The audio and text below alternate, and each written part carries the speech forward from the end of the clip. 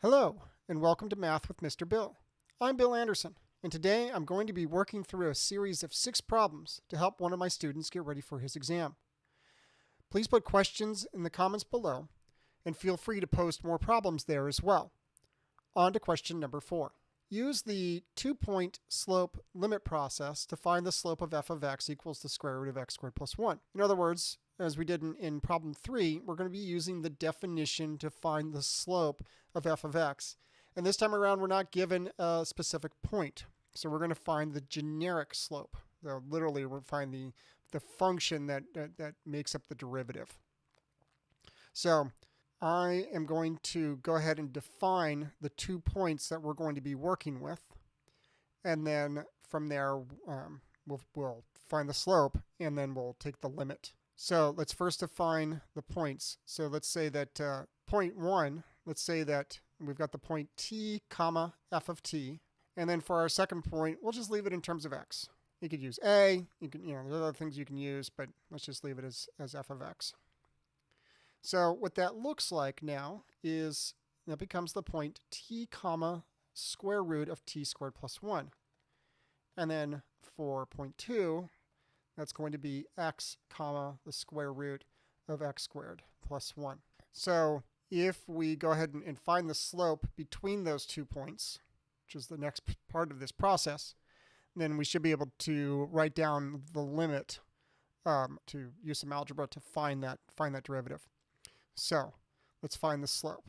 So the slope is the difference in the y values, t squared plus 1 minus the square root of x squared plus 1 all over the difference in the x values, t minus x. And remember, with finding the slope, finding the limit of the slope, we want to take one point and get it closer and closer to the other point.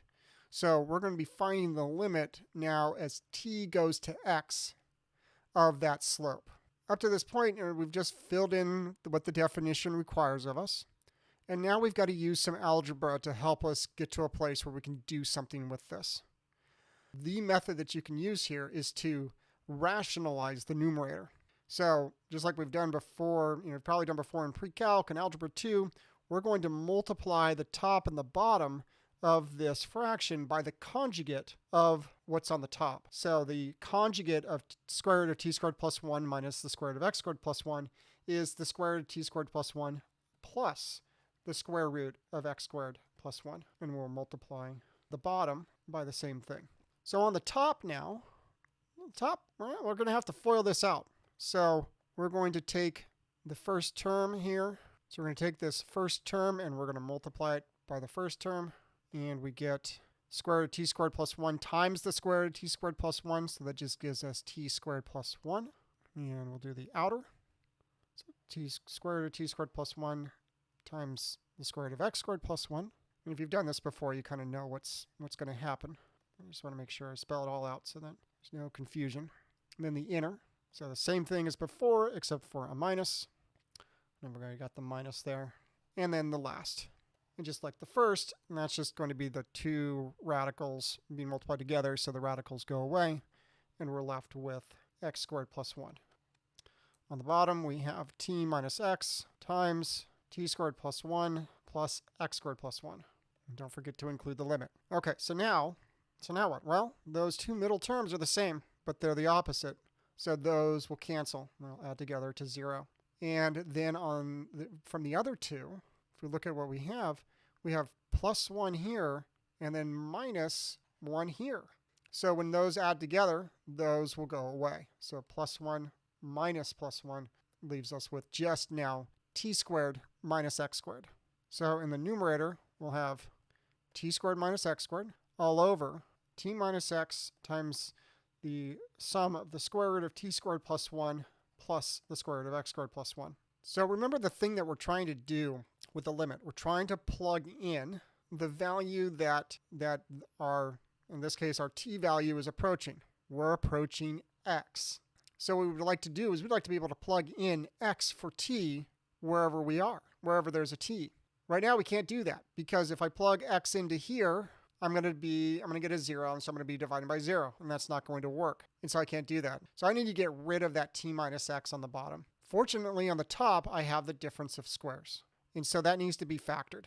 So you see the difference of squares, you always have to factor it. So the difference of squares is going to factor into t minus x times t plus x, which is great because there's that term that we need in order to cancel. So let's go ahead and cancel that t minus x, get rid of those two terms.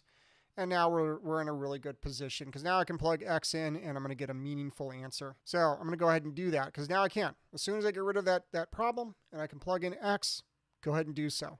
So wherever I see a t, I'm going to plug in an x. So I get x plus x on the top all over. The square root of x squared plus 1 on the bottom plus the square root of x squared plus 1. So combining like terms, I get 2x on the top, and on the bottom I get 2 times the square root of x squared plus 1. Because I have 2 square root of x squared plus 1s. 2's reduce, and so I end up getting x over the square root of x squared plus 1. So that's my derivative. Using the definition, I have found out that if f of x is equal to the square root of x squared plus 1, then f prime of x is equal to x over the square root of x plus 1. And that should do it. That should be the answer to our question. All right, thanks, and I'll see you in the next video.